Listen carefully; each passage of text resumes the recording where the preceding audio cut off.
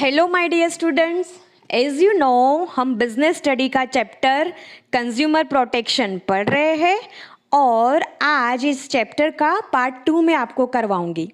ठीक है, previous chapter में हमने क्या डिस्कस किया, किसको याद है? यस, हमने डिस्कस किया what is the difference between customers and consumer, who is consumer as per the law, who can file a complain, और कंज्यूमर के साथ किस टाइप के फ्रॉड होते हैं, like misleading advertisement, faulty product का representation, unfair practices, so many. और इसीलिए गवर्नमेंट ऑफ इंडिया ने क्या किया, हमें प्रोटेक्ट करने के लिए, कंज्यूमर को प्रोटेक्शन करने के लिए enactment of the consumer act कब एनेक्ट हुआ? इन 1986। बट एक्चुअली सारी प्रोविजंस एग्जिस्टेंस में कब आई? From July 1, 1987। क्लियर हो रहा है? तो आज I am going to teach you a simple सा हम टॉपिक करेंगे, इंपॉर्टेंस ऑफ कंज्यूमर प्रोटेक्शन। ठीक है, we all know that consumers play a vital role in the economic system of the nations. Consumer कितना इंपॉर्टेंट होता है पूरे nations के लिए, means if we take the consumer out of the market nothing will be left. But here the question is arise, why do consumer need to be protected? We all are educated, हमें पता होता है कौन सी product हम by कर रहे हैं, फिर भी हमें प्रोटेक्शन क्यों मिला गवर्नमेंट से? ठीक है, तो आज हम वो डिस्कस करेंगे इंपॉर्टेंस क्या होंगे from the consumer point of view and from business point of view, because the consumers justice socially and economic दोनों फैक्टर से अगर देखें तो उसको स्मूथली, इकोनॉमी को स्मूथली चलाने के लिए बेहद ज़रूरी है. It is not only beneficial for the customers या consumers, but it is equally important for the businessman also. ठीक है, तो दोनों की तरफ से from the consumer point of view और from the business point of view अलग अलग इम्पोर्टेंस दिया है एक्ट का, और दोनों के लिए कुछ ना कुछ यहाँ पे बेनिफिट्स है जिससे कुछ भी माल प्रैक्टिसिंग ट्रेडिंग में ना हो. So here first is from the consumer point of view and second is from the business point of view. One by one हम सारे एक एक पॉइंट करने वाले हैं आज, और एकदम इजी है सारे points. First point, yes, first point is consumer ignorance. यहाँ पे कंज्यूमर की अवेयरनेस की बात कर रहे हैं हम. यहाँ इट मीन्स कंज्यूमर का अवेयरनेस होना ज़्यादा ज़रूरी है. मेनी टाइम्स हमें पता होता है कि भाई ये प्रोडक्ट एक्चुअली मार्केट प्राइस से ज़्यादा प्राइस में सेल हो रही है, फिर भी हम आराम से बाई करते हैं. कहीं ना कहीं हमारा स्टेटस आगे आ जाता है. लाइक फॉर एग्जांपल, हम मूवी देखने जाते हैं, हमें पता होता है कि जो भी हम वहाँ पे स्नैक्स बाई करते हैं वो हम ज़्यादा प्राइस में ही बाई करते हैं, द कॉक एंड पॉपकॉर्न, वो सारी प्रोडक्ट. तो इट मीन्स कंज्यूमर अवेयर होके भी इग्नोर करता है. तो यहाँ पे क्या पॉइंट दिया है? Consumer ignorance. This law provides information to the ignorant consumer regarding the rights and remedies. बराबर, कंज्यूमर इग्नोरेंस इट मीन्स क्या लॉ हमें प्रोवाइड कर रहा है, हमारी राइट्स क्या है, हमारी रेमेडीज़ क्या है. बिकॉज मेजोरिटी क्या हो रहा है, हम जानबूझ के भी या तो अनजाने हम इग्नोर करते हैं. अगर हमारे साथ कुछ भी फ्रॉड होता है about the short coming in the quality, purity में, या सर्विसेज को लेकर, जो भी सर्विसेज डिस्क्राइब की होती है, अगर हमें वो नहीं मिलती, गारंटी वारंटी मेंशन करती है जो भी प्रोडक्ट में, अगर हमें क्लेम करने पर भी वो नहीं मिलता है, तो भी this law gives us remedy. That's where we can file a complain. समझ में आ रहा है क्यों ये इम्पोर्टेंस है? कई टाइम हम ऐसे सोचते हैं कि भाई ज़्यादा प्रोसेस है, लेंदी प्रोसेस है, और अमाउंट इतनी कम है, हम क्यों इस जंजील में पड़े. बट फिर भी यहाँ पे इग्नोरेंस कंज्यूमर को नहीं बनना है, ऐसी प्रायोरिटी दी है. क्लियर हो रहा है? बिकॉज क्या होगा, हम जैसे ही like consumer are ignorant about their rights, again मैं वापस वही बोलूँगी, हमें जो राइट्स मिल रहे हैं उससे हम क्या है, इग्नोर है. और समटाइम्स हम जानबूझ के भी क्या कर रहे हैं, हम इग्नोरेंस मतलब जो भी सिस्टम है उसमें हम दिखा रहे हैं. Our second point is unorganised consumer. एकदम अच्छा पॉइंट है ये. अनऑर्गेनाइज्ड क्यों है? Like in developing country like India, consumer are not organised. कोई कहीं से बाय कर रहा है, कोई शॉपिंग मॉल से बाय कर रहा है, कोई अलग अलग प्रोडक्ट बाय कर रहा है. You can see in this slide also. ठीक है, कहीं ना कहीं सभी के साथ कुछ ना कुछ फ्रॉड होता ही रहता है. So consumer should form means consumer को ही मिलने वाले जो भी राइट्स है उसको अवेयर होके उनको ही ऑर्गेनाइजेशन बनाना चाहिए. कंज्यूमर को खुद के लिए ऑर्गेनाइज होना पड़ेगा. और that's more and more consumer organisation establish हो तो क्या हो जाएगा, जो भी स्कैटर्ड एक्सप्लॉइटेड कंज्यूमर है उनका एक्टिव एसोसिएशन बन जाएगा. सो सारे कंज्यूमर ऑर्गेनाइजेशन को एनकरेज करना चाहिए. And mainly even we know that the Indian consumers are unorganized and cannot take care of their interest. But consumer organization exist जो मार्केट में ऑलरेडी ऑर्गेनाइजेशन अवेलेबल भी है, but they will not be able to give adequate protection required to the consumer because they still जो powerful body होनी चाहिए protection के लिए वो अभी इतने अवेयर कंज्यूमर नहीं बने हैं. ठीक है, तो यहाँ पे क्या है, so be organise. It is responsibility of all the consumer to join hands and raise the voice in the consumer interest. Consumer के इंटरेस्ट में हमें क्या करना चाहिए, हमें वॉइस राइज करना चाहिए क्योंकि हमें ऑलरेडी प्रोटेक्शन मिल रहा है. So consumer protection provides powers and right to this organization as this organization can file case on behalf of the consumer. आप ऑर्गेनाइजेशन बनाओ, एक्टिवली उसमें पार्टिसिपेंट करो और जो भी कंज्यूमर के साथ फ्रॉड हो रहा है उसके अगेंस्ट में ऑर्गेनाइजेशन केस फाइल कर सकता है. ठीक है, तो अनऑर्गेनाइज जो मैनर है उसको हमें स्ट्रक्चर में लाके ऑर्गेनाइज्ड करना है. ये हमारा सेकंड पॉइंट था. Third one, consumer exploitation. It means widespread exploitation of the consumer. Exploitation तो हमारे साथ आए दिन होता रहता है. कंज्यूमर का एक्सप्लोइटेशंस की बात करें तो there are so many unfair trade practices जो मार्केट में होती है, like misleading advertisement, black marketing, adulteration, जो ऑलरेडी हमने लास्ट वीडियोज़ में देखा था, मैंने अभी भी डिस्कस किया. इससे सेफ गार्ड करने के लिए, इससे हमें प्रोटेक्ट करने के लिए government of India provided the various law. अगर हम हमारी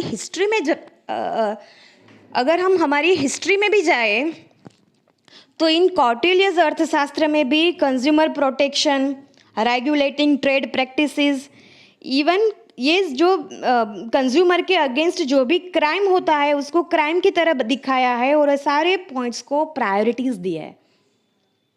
because we all know that अगर मार्केट में स्मूथली बिजनेस नहीं चलेगा, कंज्यूमर के साथ फ्रॉड होता रहेगा तो सस्टेन बिजनेस नहीं होगा आगे जाके. ठीक है, तो यहाँ पे क्या है, इवन दो ब्रिटिश, हाँ नॉट इवन मतलब हमारी गवर्नमेंट ने नहीं, ब्रिटिश टाइम से ये चल रहा है. ब्रिटिश गवर्नमेंट ने भी पूरी, इवन दो ब्रिटिशर्स ने क्या किया था, हमारी पूरी इकोनॉमी को स्पॉइल किया था, हमारी इकोनॉमी को एक्सप्लॉइटेड किया था. But act like Indian contract act जो 1872 में बना था, सेल्स ऑफ गुड एक्ट 1930 में बना था, ये सारे दोनों एक्ट जो कंज्यूमर के साथ जुड़े हुए हैं, which was enacted by Britishers. Clear है. तो कौटिल्य की बात है, मतलब कौटिल्य के बारे में हमने डिस्कस किया, तभी से चल रहा है हमारा. कंज्यूमर की प्रायोरिटी क्यों दे रहे हैं, ब्रिटिशर्स ने भी उनके लिए, कंज्यूमर के लिए एक्ट बनाए. सो ये सारे पॉइंट्स हमने form of consumer point of view से अगर देखें, from the consumer point of view से देखें तो क्या हो जाएगा, जो भी एक्सप्लॉयटेशन है हमारे साथ, जो भी exploitation we are facing nowadays, उसके साथ हम इजीली फाइट कर सकेंगे। ठीक है, अब हम पार्ट बी करेंगे। It means from the business point of view. Business point of view से हम देखें तो फर्स्ट पॉइंट है बिजनेस का long term interest of the business.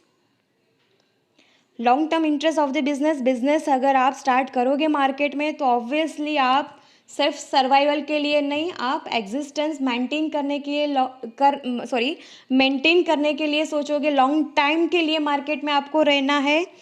So nowadays we know that businesses are facing so many challenges, competition, not even domestic level but international level पे भी सारी competition, because we know the liberalization, privatization and globalization, जो भी liberty मिली है country में, हम we are facing, जो भी बिजनेसमैन है वो क्या कर रहे हैं, अभी इंटरनेशनल लेवल की कंपटीशन फेस कर रहे हैं।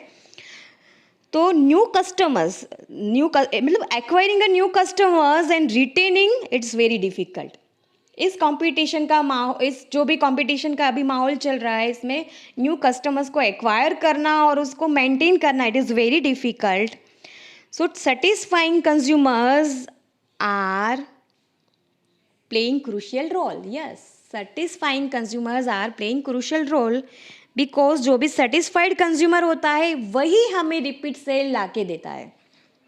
ठीक है, कैसे? बाय वर्ड ऑफ माउथ से, पब्लिसिटी से वो क्या करेगा, खुद के अपने एक्सपीरियंस शेयर करेगा एंड दूसरे कंज्यूमर ग्रुप के साथ उसकी प्रोडक्ट के बारे में, सर्विसेज के बारे में सारी बातें शेयर करेगा, और जिससे बिजनेसमैन को आगे जाके क्या होगा, मुनाफा होता है, क्योंकि उसकी गुडविल, जो भी इमेज है मार्केट में, वो और भी ज़्यादा स्ट्रॉन्ग हो जाती है।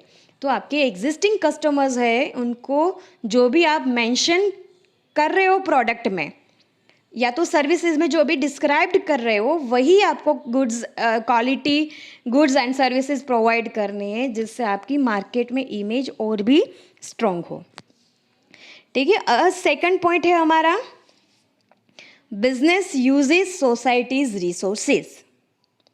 Business uses society's resources, business के सारे factors, it means factor of production and non factor of production, non factor inputs है, वो कहाँ से आते हैं? Yes, all the required resources come from the society. So it is responsibility of the businessman, किसकी responsibility बन जाती है? बिजनेसमैन की रिस्पॉन्सिबिलिटी बन जाती है to provide good quality goods and services to the society at reasonable rate. So they must use this resources for the benefits of the consumer. आप would market में से ही ले रहे हो, सोसाइटी में से ही आपको वुड मिल रहा है, और आप उस वुड को फिनिश गुड्स करके चेयर में बेच रहे हो, चेयर के फॉर्म में, तो आपको उसमें कुछ भी माल प्रैक्टिसिंग, इट मीन्स क्वालिटी के साथ स्टैंडर्ड मेंटेन करने, क्वालिटी का जो स्टैंडर्ड है उसको मेंटेन करके ही प्रोडक्ट को मार्केट में सप्लाई करना है। सो क्या है, inputs you are getting from the society, और आपको कंज्यूमर को, सोसाइटी को जो भी प्रोडक्ट आप डिस्ट्रीब्यूट करोगे, वही सेम क्वालिटी वाली आपको प्रोडक्ट डिस्ट्रीब्यूट करनी है। It is your responsibilities because you are getting resources from the society. सो कंज्यूमर के इंटरेस्ट के लिए, कंज्यूमर के प्रोटेक्शन का एम माइंड में रख के, ये कंसिडरेशन करके आपको क्या करना है, बिजनेसमैन को प्रोडक्ट एंड सर्विसेज मार्केट में गुड क्वालिटी वाली सप्लाई करनी चाहिए। बिकॉज जनरली देखा जाए तो common consumer, it's not normally, या तो it is not possible for the common consumer to assess the quality of the product. Clear है, जो भी बिजनेसमैन बोल रहा है वही हम मान के चलेंगे, वही प्रोडक्ट हम बाई कर लेंगे। लाइक से फॉर एग्जांपल, अगर 4000 वाली शूज़ है और बाजू में 400 वाली शूज़ है, सबका अपना अपना जजमेंट होता है क्वालिटी के बारे में, हम अपने आप से असेस करके वो प्रोडक्ट बाई करते हैं, और many times we are judging, we are assessing from the MRP. MRP से हम पता कर लेते हैं कि भाई ये क्वालिटी वाली गुड्स है, ये क्वालिटी वाली गुड्स नहीं है। क्लियर हो रहा है आपको? इट मीन्स कहीं ना कहीं जनरल जो कंज्यूमर है वो प्राइस देख के क्वालिटी एश्योरेंस लेता है, बट यहाँ पे क्या दिया है, यस आपके बुक्स में दिया है कि it is responsibility to the businessman, जो भी प्राइस या तो जो भी मार्केट में आप जो भी प्रोडक्ट सेल कर रहे हो उसका वर्थ, रुपी का वर्थ आपको कंज्यूमर को देना है। वही क्वालिटी जो आप मेंशन कर रहे हो वो ड्यूरेबिलिटी आपको कंज्यूमर को देनी है। ठीक है, अब हमारा नेक्स्ट पॉइंट है सोशल रिस्पॉन्सिबिलिटी। सोशल रिस्पॉन्सिबिलिटी, यहाँ पे बात थोड़ा और भी ब्रॉड डिस्कशन किया है यहाँ पे कि सिर्फ आपको अपने कंज्यूमर्स के बारे में नहीं सोचना है। Your business is coming from the society. A businessman is not only responsible for the consumers, बराबर है, but socially responsible towards the all the groups. और all the groups it means उसके स्टेक होल्डर्स उसको बोलते हैं, like their employees, their employees, their investors, suppliers, customers, competitors, governments, ये सारे stake members या तो ग्रुप मेंबर्स ऐसे हैं, they are called as a interest group. उसको इंटरेस्ट ग्रुप भी बोलते हैं हम। लोकी लैंग्वेज में यहाँ पे कंज्यूमर प्रोटेक्शन एक्ट में लिखा है interest group. Interest group it means जिससे डायरेक्टली और इनडायरेक्टली जो भी बिजनेस में आप एक्टिविटीज़ करते हो, बिकॉज बिजनेस की each and every activity affect होती है उनको डायरेक्टली और इनडायरेक्टली, सारे ग्रुप मेंबर्स को। ठीक है, so consumer protection guides businessman to follow fair trade practices and deal fairly with everyone. Any business activity should not harm to any groups. Clear हो रहा है? जो भी आप एक्टिविटीज बिजनेस की कर रहे हो, even though your basic motive is to earn profit, but profit का गोल ऐसा नहीं होना चाहिए कि आपकी जो स्टैंडर्डता है या क्वालिटी है मार्केट में उसके साथ आप कॉम्प्रोमाइज कर लो। ठीक है, नेक्स्ट पॉइंट आता है मोरल जस्टिफिकेशन। मोरल जस्टिफिकेशन हम एथिक्स भी बोल सकते हैं उसका। एवरी बिजनेसमैन, जैसे बिजनेस की पॉलिसीज होती है उसमें ही कहीं ना कहीं एथिक्स आपको दिखाई देंगे। जैसे कोई पर्सन्स के भी मॉरल्स और एथिक्स होते हैं, सेम वे बिजनेस को भी एथिक्स एंड मॉरल जस्टिफिकेशन होता है। अगर हम मॉरल जस्टिफिकेशन की बात करें तो बिजनेस पॉइंट ऑफ व्यू से बात करें तो like honesty, openness, fairness, declaration of all the information about the product on the labelling. Packaging और लेबलिंग वो ज़्यादा मैटर करता है, बिकॉज हम फर्स्ट टाइम प्रोडक्ट को जनरली मैन्युफैक्चरिंग डेट देखते हैं, उसमें सारे जो भी इंग्रेडिएंट्स यूज़ हो मतलब किए हैं वो हम देख के ही बाई कर लेते हैं। तो लेबलिंग में जो भी प्रॉपर जो भी एक्ट ने बताया हुआ है उस अकॉर्डिंगली सारी इंफॉर्मेशन बतानी है, जिससे आपका कंज्यूमर्स एक्सप्लॉइट ना हो। क्लियर है? ये आपका मोरल होना चाहिए, आपका एथिक्स होना चाहिए, और ये सारे एथिक्स को ही फॉलो करके बिजनेसमैन क्या बन जाता है, बिजनेसमैन अपनी मार्केट में और भी प्लेस स्ट्रॉन्ग कर सकता है। So in today's environment, business without the ethics value is not more than a criminal activity. Society के साथ आप चीट करोगे, it's like a criminal activity. आपको सोसाइटी को चीट नहीं करनी है, कोई भी एक्टिविटी हार्म नहीं करनी है, because many groups are associated with your business. So business को लॉन्ग टर्म के लिए सर्वाइव करना है तो क्या करना चाहिए, अपने एथिक्स और अपने मॉरल जस्टिफिकेशन जो भी आप प्रोडक्ट बेच रहे हो ट्रांसपेरेंसी के साथ आप अपने कंज्यूमर के साथ शेयर करो इन्फॉर्मेशन, प्रॉपर इन्फॉर्मेशन मेंशन करनी है आपको। बिकॉज नाउअडेज कंटिन्यूसली टेलीविजन्स में हम देखते ही we are seeing that advertisement, इतनी एडवर्टाइजमेंट हमारा हैमरिंग ब्रेन हो जाता है, तो उसमें एग्जैक्टली सही प्रोडक्ट चूज़ करना वो टफ हो जाता है। तो यहाँ पे क्या दिया, it is a moral duties of the businessman को आप अच्छे से प्रोडक्ट को सेल करना है with the quality goods and services. Last point है आज का हमारा government interference. Government interference, government की अगर हम बात करें तो लाइक अगर कोई भी कंपनी माल प्रैक्टिस करेगी तो क्या होगा, गवर्नमेंट क्या करेगी उनके साथ। अगर आप माल प्रैक्टिसिंग कर रहे हो तो कंज्यूमर अगर कहीं ना कहीं से गवर्नमेंट को पता चला तो आपकी मार्केट में गुडविल और इमेज डाउन हो सकती है. Businessman want to avoid the interference of the government. They should not involve in unfair trade practices.